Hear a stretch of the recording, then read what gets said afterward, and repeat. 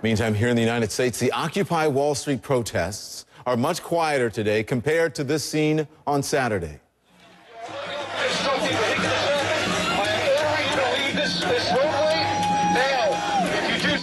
Hundreds of people were arrested, then ticketed for blocking part of the Brooklyn Bridge. They say they are protesting what they call the social inequities of America's financial system. The demonstration shut down traffic to Brooklyn for several hours.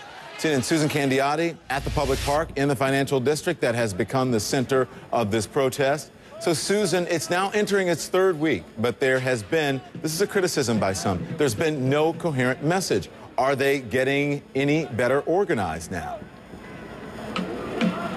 It doesn't seem to be the case, but they do have a pretty good-sized crowd here out in this public park that has been taken over by protesters for going on 3 weeks now, as you said. If you look over that way, you can see a lot of people here today, but it's been quiet. There have been no marches.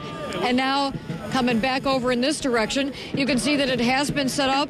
There are, in fact, mattresses, people taking a little rest here. If you look over in this direction, signs with people protesting all kinds of things. The high price of gas, a lack of health insurance, education cuts. They want to see more union participation out here.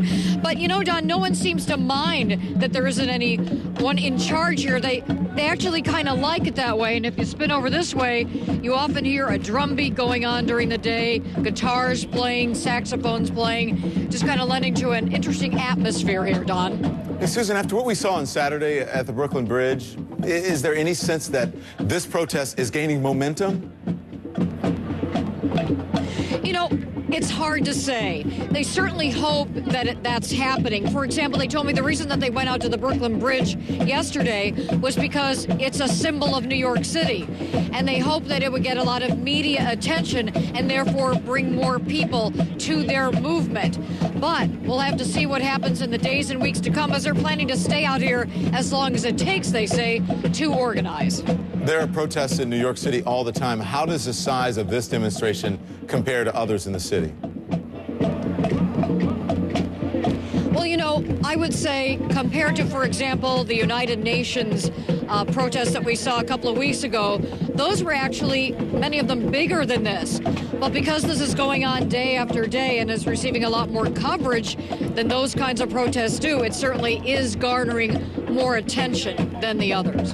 Susan Candiotti standing by for us on Wall Street. Occupy Wall Street demonstrations there. Thank you very much, Susan.